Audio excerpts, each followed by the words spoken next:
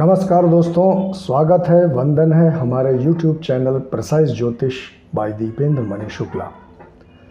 दोस्तों, जैसा आजकल हम लोगों की श्रृंखला चल रही है ग्रह, नक्षत्र और राशियों की, अभी तक हमने आपको ग्रहों की, राशियों की, कहाँ पर दिशा बली होते हैं, मंगली दोष क्या होता है, इन सब बातों की जानकारी दी। आज दोस्तों एक सबसे गूढ़ विषय लेके आए हैं जो आप लोगों के लिए जानना बहुत ज़रूरी है। दरअसल गोचर, अक्सर आपने जब पंडित जी के पास कभी अपनी कुंडली दिखवाने गए हों तो पंडित जी वगैरह कहते हैं कि भाई ऐसा है ना कि ये फलाना ग्रह जो है वो गोचर से नीच में चला गया है, या इसको ऐसे मान लें कि भाई अच्छा, पहली चीज़ ये जानिए कि गोचर और कुंडली होती क्या है। दरअसल आपकी जो कुंडली होती है, जिस वक्त आप पैदा होते हैं, जिस समय आप इस धरती पर पैदा होते हैं, उस वक्त जहाँ पर जिन ग्रहों का प्लेसमेंट होता है उसके अकॉर्डिंगली जो कुंडली में छाप दिया जाता है वही आपकी कुंडली हो जाती है। हालांकि वही गोचर भी होता है, क्योंकि वो गोचर उस वक्त का गोचर है। जिस वक्त जो बच्चा पैदा हुआ है उस वक्त ब्रह्मांड में जो ग्रह जहाँ थे वो उस दिन का गोचर था।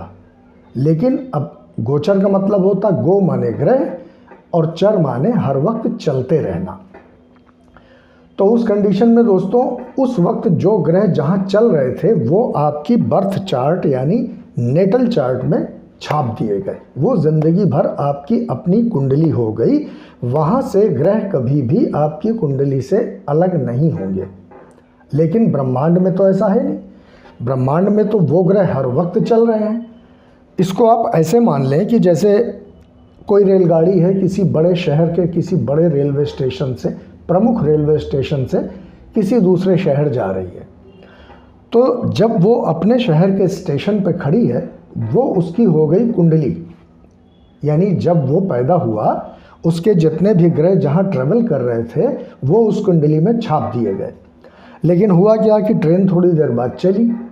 ट्रेन 3 घंटे बाद अगर उसकी पोजीशन पता की जाए कि स्टेशन मास्टर से मिलके कि भाई इस वक्त वो ट्रेन कहाँ है, तो पता चलेगा कि इस वक्त तो वो ट्रेन 150 किलोमीटर आगे जा चुकी है और फलाने स्टेशन पर खड़ी हुई है। ठीक यही स्थिति कुछ ग्रहों की भी होती है। जो ग्रह आपकी नेटल चार्ट में यानी कुंडली में जिस वक्त पैदाइश के समय जहाँ था, कोई ज़रूरी नहीं कि आज की डेट में भी वो वहीं पर हो। जैसे एक और चीज़ यहाँ पर क्लियर कर दें, जो ग्रह आपकी कुंडली में जिस भाव में और जिस अंश पे और जिस कला में बैठा होगा, गोचर में भी वो वैसा ही प्रभाव देगा। मान लीजिए अब जैसे बोर्ड पे देखिए ये मंगल 1 नंबर में लिखा हुआ है। 1 नंबर मंगल की मूल त्रिकोण राशि होती है।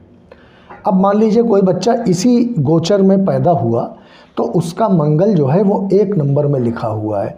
और मान लीजिए यहाँ पे अंश भी हैं, मान लीजिए 15 अंश का है यानी युवावस्था का है। अब वो बच्चा हो चुका है 25 साल का, तो ये ग्रह आज की डेट में यहाँ भी हो सकता है, यहाँ भी हो सकता है, यहाँ भी हो सकता है और यहाँ भी हो सकता है, यहाँ भी हो सकता है। ये भाव यानी छठा भाव, ये भाव यानी यहाँ राशियों से कोई मतलब नहीं, जो अंक लिखे उससे कोई मतलब नहीं, मैं भाव की बात कर रहा हूँ। ये पहला भाव, दूसरा, तीसरा, चौथा, 5वां, छठा, 7वां, 8वां, 9वां, 10वां, 11वां और 12वां, इसमें नंबर कोई भी लिखे हो सकते हैं, वो ज़रूरी नहीं, वो मायने नहीं रखता। अब यही मंगल जो आपकी पैदाइश के समय यहाँ पे था, आज मान लीजिए वो यहाँ पे है, तो ये एक खराब भाव माना जाता। अष्टम भाव, सारी परेशानी, सारी दुर्गति, सारे तकलीफ़ें, उन सब का भाव माना जाता। लेकिन अगर वही मंगल पैदाइश के समय यहाँ पर अपना स्वग्रही होके 1 नंबर में मूल त्रिकोण में बैठा है और अंश से भी बली है, मान लीजिए 15 अंश का है, तो वो यहाँ पे तकलीफ़ थोड़ी देगा लेकिन उतनी नहीं देगा। अगर ये यहाँ पर योगकारी ना होता और अंश से बली ना होता तो यहाँ बहुत ज़्यादा तकलीफ़ देता। अब इसी तरीके से जैसे शनि मान लीजिए यहाँ बैठा हुआ है पैदाइश के समय 11 नंबर में अपनी मूल त्रिकोण राशि में। अब जब बच्चा 25 वर्ष का हुआ तो ये शनि मान लीजिए यहाँ बैठा हुआ है या यहाँ बैठा हुआ है, तो मान लीजिए ये भी उच्च का है। उच्च का मतलब कि उच्च अंशों से है। मान लीजिए ये भी 15-16 अंश का है और ये इस समय गोचर में 25 साल बाद यहाँ आ चुका है। शनि एक राशि में 2.5 वर्ष के लिए रहता है। अब शनि यहाँ से चला, 25 वर्ष बाद मान लीजिए यहाँ आ गया और यहाँ पर उसके अंश भी बहुत बली हैं, तो यहाँ पर चूंकि वो उच्च का हो जाएगा, इसलिए वो बहुत अच्छे फल देगा। क्यों? क्योंकि केंद्र और एकादश का मालिक है। तो यहाँ पे हालांकि मंगल की कुंडली में शनि मारक भी नहीं होता है और योग कारक भी नहीं होता है, सम की पदवी आ जाती है। क्यों? क्योंकि केंद्र का भाव और अच्छा भाव, दोनों अच्छे भाव मिले हुए हैं ना, इसलिए यहाँ पे सम की पदवी आ जाती, एवरेज प्लैनेट। लेकिन अगर बल से मजबूत है, यानी उसके ग्रह उच्च के हैं, यानी उसके अंश बली हैं, उच्च के हैं, युवावस्था का है, तो यहाँ पे कुछ ना कुछ अच्छा ही फल देगा। इसी प्रकार से कोई भी ग्रह अगर ले लीजिए, अब यहाँ पर चंद्रमा स्वग्रही होके कर्क राशि में बैठा है, मान लीजिए कोई बच्चा बड़ा हुआ, वो यहाँ बैठ गया, वो यहाँ बैठ गया, वो यहाँ बैठ गया, तो जैसे जैसे ग्रह चलता जाएगा वैसे वैसे वो गोचर में फल देता चला जाएगा।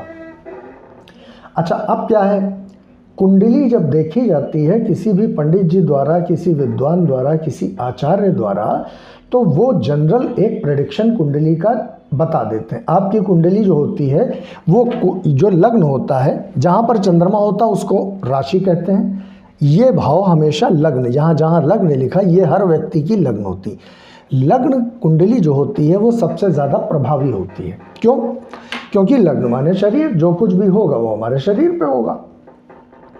इसी प्रकार से जो जो ग्रह जहाँ जहाँ जाते जाएंगे वो वैसा वैसा फल देते चले जाएंगे। अक्सर पंडित जी कहते हैं कि भाई वो ग्रह अभी गोचर में वक्री चल रहा है, तो जब गोचर में वक्री चल रहा है तो वो आपको अच्छे फल भी दे सकता है अगर आपके लिए फेवरेबल है, और वो आपको बुरे फल भी दे सकता है अगर वो अनफेवरेबल है। इसी प्रकार गोचर का महत्व बहुत ज़्यादा ज़रूरी हो जाता है। जैसे अक्सर आपने देखा होगा कि कोई भी व्यक्ति बीमार पड़ जाता है, कल तक वो बहुत अच्छा था, अक्सर लोग कहते हैं कि कल तक तो मैं बिल्कुल ठीक था लेकिन आज बुखार आ गया या मेरा दिमाग ख़राब है, मैं परेशान हूँ। क्यों? क्योंकि गोचर में उसका जो रिलेटेड जो एक प्लैनेट है वो कहीं ना कहीं पाप कर्तरी योग में आ गया होगा, या नीच राशि में चला गया होगा, या त्रिक भाव 6, 8, 12 यानी 6, 8, 12 भाव में चला गया होगा, इसलिए उसको ये तकलीफ़ हो गई। अच्छा, वही ग्रह अगर शुभ कर्तरी योग में चला जाए, अच्छे भाव में हो जाए, उच्च का हो जाए गोचर में, अगर वो आपकी कुंडली में अच्छे भाव का मालिक होके युवावस्था के अंश लेके बैठा है और वो गोचर में भी किसी, जैसे मंगल उच्च का होके यहाँ बैठ जाए 10 नंबर में गोचर में, तो चूंकि केंद्र में आके अच्छा यहाँ पे मंगल को दिशा बल भी मिलता है, तो यानी लग्नेश जब दशम भाव में आके दिशा बली होके बैठेगा गोचर में, और वो अंश से भी मजबूत है, बली है, युवावस्था का है, तो बहुत अच्छे फल देगा। यानी यहाँ पर जब मंगल आएगा तो आपका पराक्रम बढ़ा होगा, आपका साहस बढ़ा हुआ रहेगा। यहाँ से दृष्टि डालेगा, यहाँ से भूमि भवन वाहन इन सब का सुख प्रदान करेगा। यहाँ पर राज्य सरकार से आपको फ़ायदा मिल जाएगा।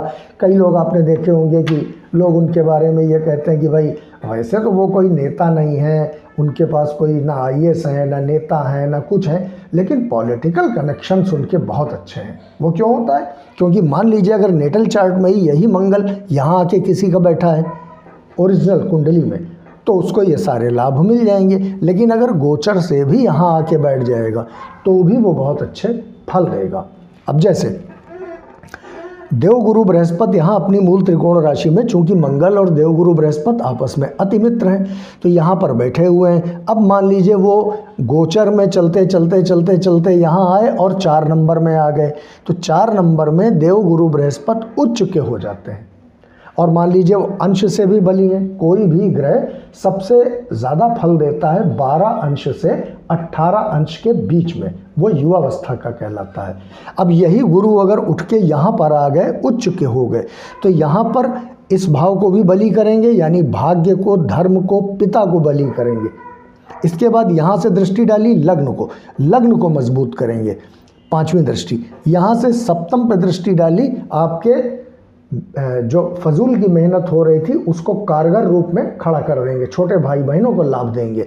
यहाँ से 7, 8, 9 यहाँ पर आपकी संतान की उन्नति करेंगे, आपकी शिक्षा की उन्नति करेंगे। यहाँ पर अगर पेट खराब होगा तो पेट भी ठीक हो जाएगा अगर वो यहाँ आ गए। और यहीं से बैठ के ये सारी नेटल चार्ट में तो फ़ायदा पहुँचाएंगे ही पहुँचाएंगे, लेकिन अगर यहाँ आ गए तो उन दृष्टियों से भी आपको संपूर्ण लाभ होंगे, पंचम, सप्तम और नवम। तो दोस्तों गोचर जितनी इफ़ेक्टिव आपकी नेटल चार्ट वाली कुंडली होती है उतनी ही इफ़ेक्टिव गोचर की चाल भी होती है। यानी कौन सा ग्रह हमारी कुंडली में कहाँ बैठा था जब मैं पैदा हुआ, आज वो ग्रह कहाँ पे पहुँच गया, हमारी कुंडली में जो प्लैनेट जिस पोजीशन में था सारी ज़िंदगी। अब मान लीजिए इसी कुंडली में जैसे शनि यहाँ पे, चलिए शनि तो सम हो गया, मान लीजिए शुक्र है, शुक्र यहाँ पे मारक हो गए। एक थ्योरी आगे चल के आपको और बताऊंगा, अष्टम टू अष्टम थ्योरी, जिसे 8 to 8 थ्योरी कहते हैं। तो जैसे शुक्र यहाँ पे मारक है तो वो कुंडली में जब तक उस पर कोई थ्योरी, इस पर तो खैर कोई थ्योरी भी अप्लाई नहीं होगी, शुक्र हमेशा मारकत्व निभाता रहेगा। तो जो कुंडली में आपकी नेटल चार्ट में यानी जो असली कुंडली है उसमें जो ग्रह मारक है वो गोचर में भी खराब फल ही देगा, और जो आपकी कुंडली का अच्छा ग्रह है, जो फेवरेबल प्लैनेट है, वो गोचर में भी आपको अच्छा ही फल देगा। तो दोस्तों ये महत्व होता है गोचर का।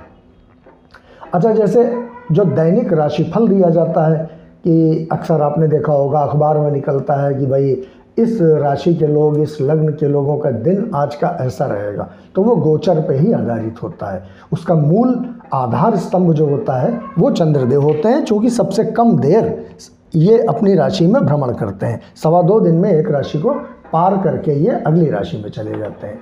मन के कारक हैं, इस वजह से वो गोचर जो है उस पर अप्लाई करके आपका जो दैनिक राशिफल है वो प्रेडिक्ट कर दिया जाता है। तो दोस्तों एक सूक्ष्म जानकारी आपको गोचर की आज हमने दी, उम्मीद है कि आपको अच्छी लगी होगी। अपनी कुंडली से अगर आप खुद समझ जाएं, अगर देखते रहेंगे तो 2-4 महीने में समझ ही जाएंगे। अगर नहीं समझ पाते हैं तो किसी योग्य आचार्य से मिलकर अपनी कुंडली के अपने फेवरेबल प्लैनेट और अनफेवरेबल प्लैनेट के बारे में पता कर लीजिए और उसको गोचर में अप्लाई करके देखिए। इसी तरह आप हमारे चैनल को देखते जाइए, सब्सक्राइब करिए, लाइक करिए, शेयर करिए, अपना आशीर्वाद यूँ ही बनाए रखें। परमात्मा आप सबके ऊपर बहुत कृपा करे। तब तक के लिए अगले वीडियो में मिलेंगे। जय हिंद, जय भारत, जय गणेश।